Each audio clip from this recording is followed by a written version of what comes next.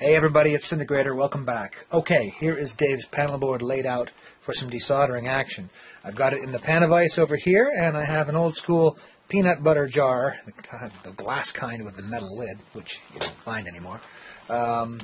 Maybe you do if you buy like vintage expensive peanut butter. But anyway, this was cheap peanut butter when I was a kid, and my dad kept all those jars in the garage, and I inherited some of them. Well, okay, I took some of them. Anyway, here they are, and they're just, because he's still around, by the way. So, I took some of them, and he's probably wondering where his, odd bolts and nuts went to. I digress. Let's get back to it. Okay, so here it is.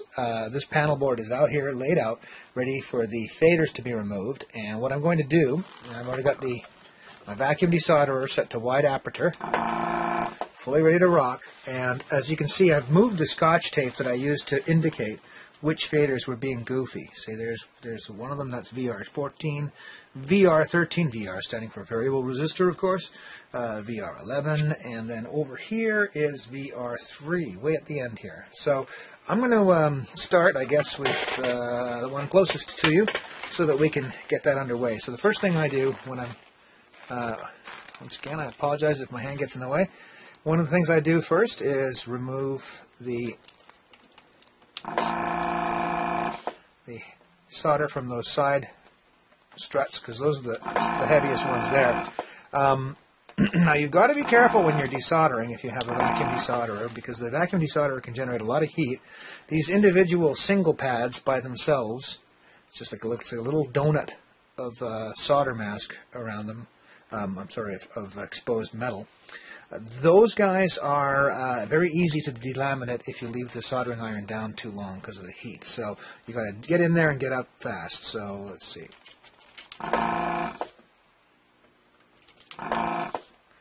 You can take your time with the ones that have a trace attached to them. Well, at least you can take a little bit more time, because that extra trace will wick away the heat and prevent the pad from delaminating. But the ones that are all by themselves like a little island, you've got to be very careful with. Don't take too long on them or they will delaminate, and that's not a good thing. I mean, it doesn't really make a big difference in the long run, but oh, look at that. You see, that one actually did delaminate on me, right there. See that? Did you see it pop off? Maybe you didn't. Little teeny tiny guy just popped off. Not going to be a big deal. It just means that when I solder this back, that particular anchor point won't go all the way down, and while it's unfortunate, it's not the end of the world. Okay. Alright. It's not the end of the world mainly because that actual anchor point has no electrical connection with anything else. It's just there as an anchor. So as long as the other guys are in there nice and tight, you're okay. But I try and avoid delaminating pads wherever I can. So this one here is one of the ones that I targeted as being just plain bad. I'm going to set it aside over here, and I'm going to use replacements. Because what ends up happening is once these have been replaced, reconditioned, and rebuilt, then usually what we find out is the odd ones, the strange ones, are the ones that are causing things to go crazy, and then things have to get unsoldered and resoldered, and it ends up becoming a bit of a nightmare in terms of, pads delaminating and other things like that. Plus, it takes a lot of extra time. So, I'm just going to take these troublesome guys out, just as we talk. Here in the video.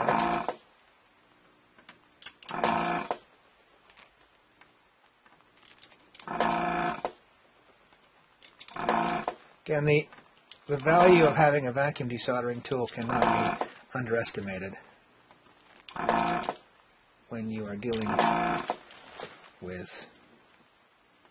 I just delaminated another pad.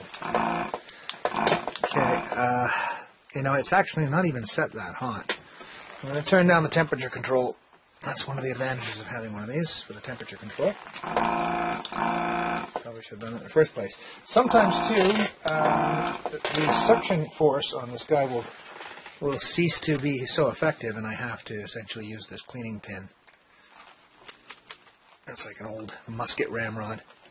Okay, that's better. I can hear the hissing again. Okay. Just giving you guys an insight here as to... Oh, yeah, okay. So that guy was hanging on purely because of the extra solder on the side tabs. Those side tabs are the big guys for holding these things in, which is why I have it on wide aperture. And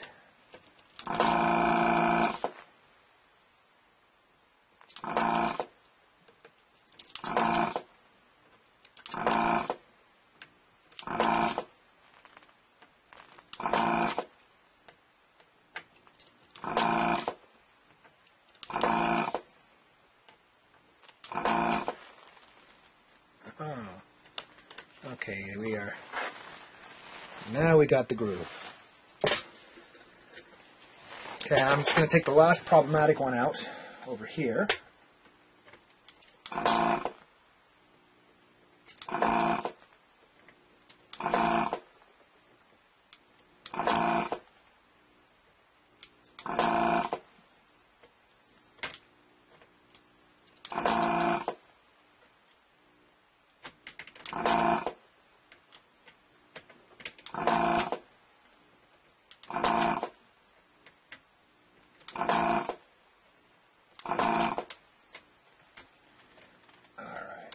Go.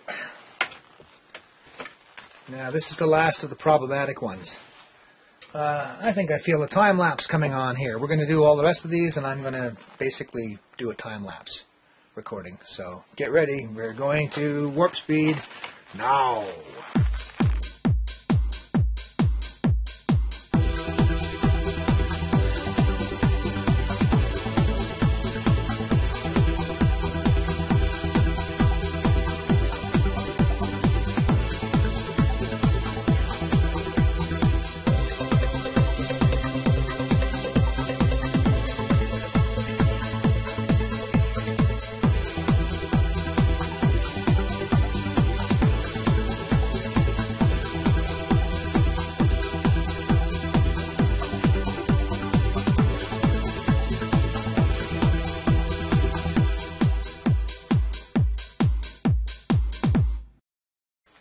Okay, there we have it, all of them.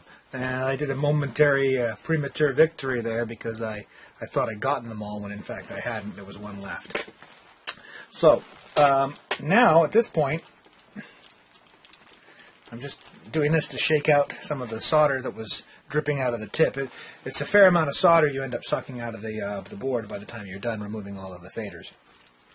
While I've got this guy in this position, though, I'm actually going to now take out the tact switches. As I said to you before, these tact switches have to go. Every last one of them has to go. So I'm going to zoom in. Let me see if I can do this right.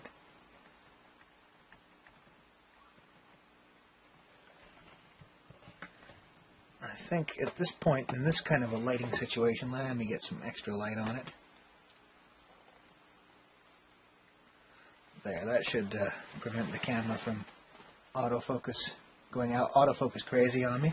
I'm just going to show you how this is done, and again, it's a good thing I have the temperature turned down on this iron because obviously these pads are small and very prone to delaminating if you're not careful.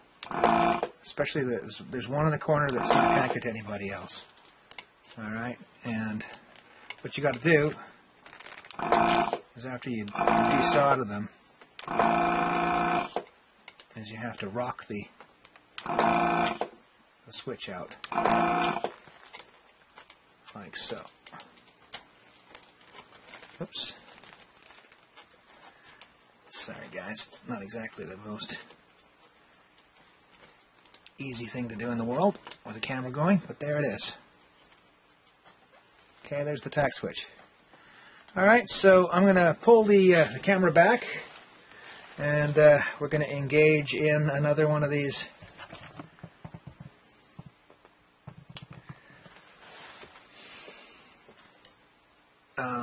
time-lapsey kind of experiences, just because I just point out to you just how many damn tact switches there are on this thing. There's a lot. Alright, are you ready? Okay. Ready, set, here we go.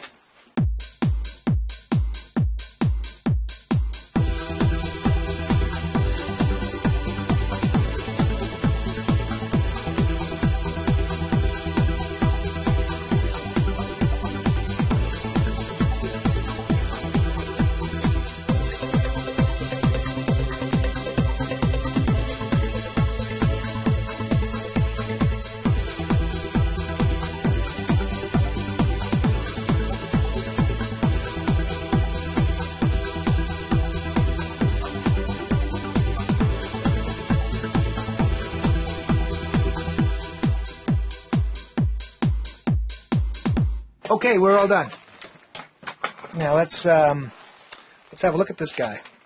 Now that we've removed all the tact switches and all of the faders. Oops. Alright. So, this is the board, minus all of its hardware, as far as switches and faders is concerned. This is a good opportunity to give this a cleaning with some IPA. That's isopropyl alcohol. I'm going to do that now, and I'm going to take stock of everything that we've managed to pull off of it, and we're going to move to the next level. So here is the board, flipped around and put back in the clamp so that we can give it a good cleaning. And I've got myself a nice little napkin here, or some paper towels. I've got some IPA in the pump bottle, and here off the table are all of the switches that I pulled off. They kind of remind me of grid bugs from Tron, actually. But that's just me. They might remind you of something else, but they remind me of grid bugs from Tron. I'm going to just take these grid bugs and I'm going to throw them all in the garbage. And here are all of our sliders, or should I say Dave's sliders, minus the ones that I decided to retire, at least for now. And of course this is the 4-position, all-important 4-position switch. And what I'm going to do, I'm going to momentarily give them, as part of my reconditioning effort, which I'm going to complete today, so these are not going to stay in overnight. No, this isn't acetone. No. This is IPA. This is isopropyl alcohol. I would never drop these guys in acetone. It would dissolve their plastic parts. So they're just going into isopropyl alcohol here, IPA. I'm going to close the lid. Like so. Swirl them around.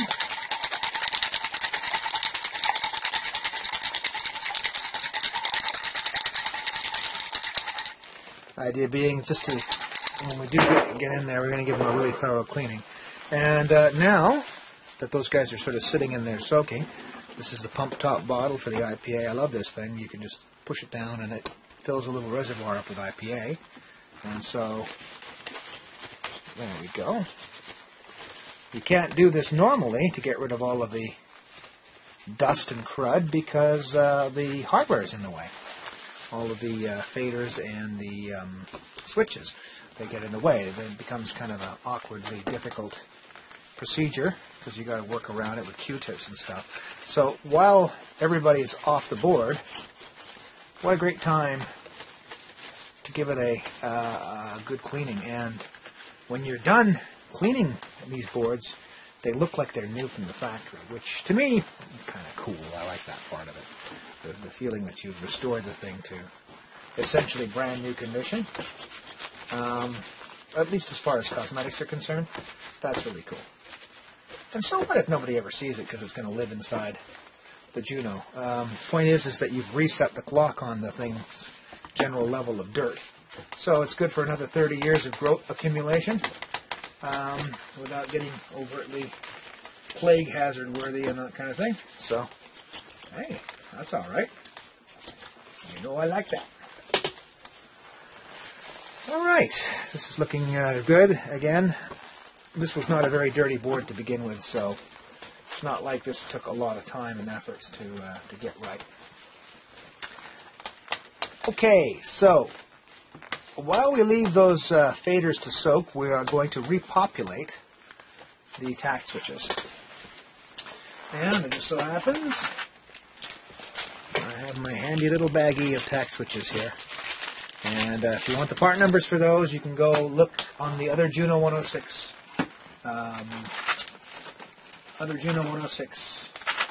videos that I've made where I literally hand it to you on a plate what those part numbers are. But these ones here are the multi-comps, and I got them from Newark, and just to sort of tell you what they are, just for the sake of reference, here you go, okay? You can gather that yourself. Okay, these are easy to install. There's really only one way to install them. New grid bugs. They basically have the 4 little legs there, and they just fit inside here. Let me zoom in on one of these to show you. Okay, so that is this guy over here, right? Okay, so here is the grid bug, and he goes into his hole like that, and then you push it in, click, click. See? Just make sure they're in all the way, and that's pretty much that. So let's populate them. Maybe I'll time lapse this too. I don't know. Let's go.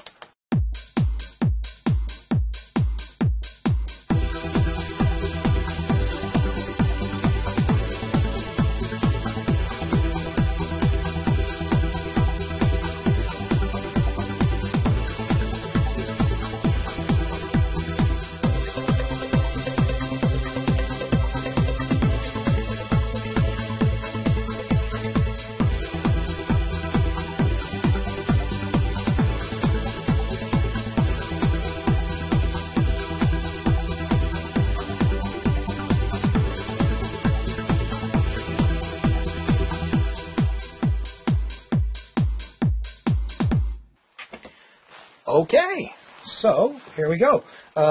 They've all been repopulated now, and let me take this out of the clamp actually to give you a sweep overview of it, because this has to be flipped over and soldered anyway. So let's see here. So there's these guys down here, and there's these 2 here. There's the first bank cluster over here. This is for the waveform of the oscillator.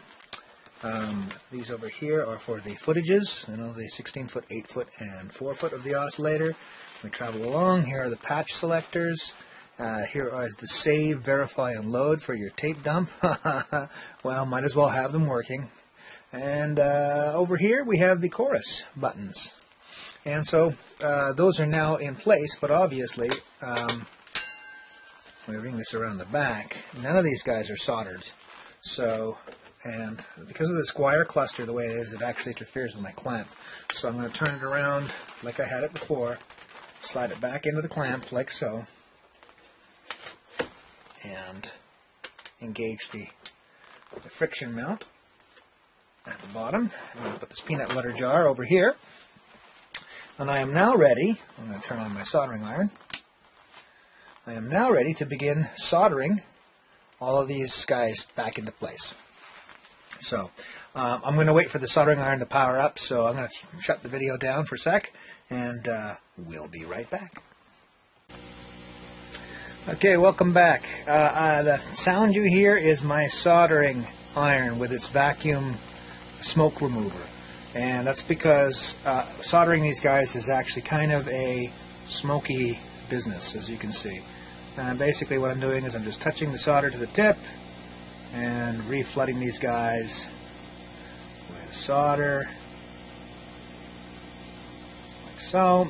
It's kind of nice because of the way it works. The clip actually just holds the leg completely in place, and you just make sure that it's pushed in all the way, and you solder it, which you generally don't actually have to do, because the clip will pretty much guarantee that that's the case. And maybe you guys didn't see that, so let me zoom in on another one that's closer, and we'll do that, and then we'll do some time-lapse action on the entire process. Let me see if I can get closer without problems. Okay, so let's see about doing this one here. This one here seems to be relatively close. Yeah, this one here. Okay, here we go.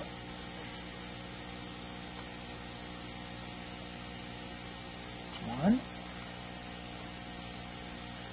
two, three,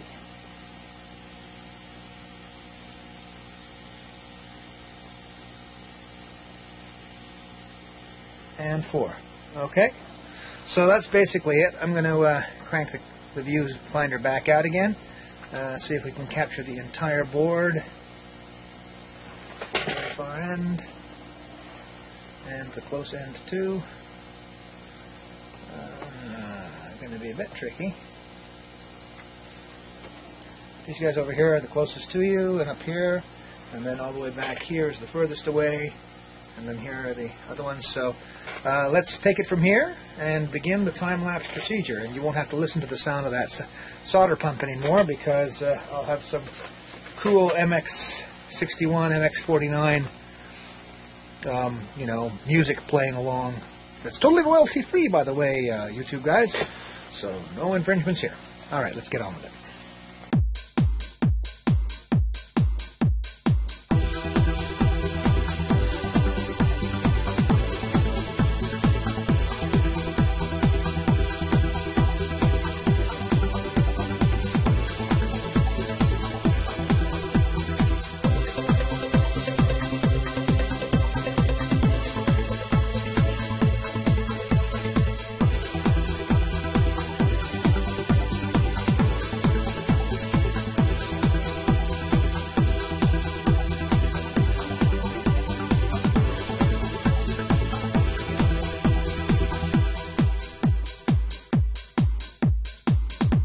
So this is now off. I'll leave it to cool. And all of these tack switches have now been soldered in place. So we now have replacement tack switches in place. So next up, we just have to take a look at, let's actually move this guy off to the side altogether. Put it over here on a stack of other boards of a similar nature. I'll move these switches aside, and what are we going to do with these? That happens next.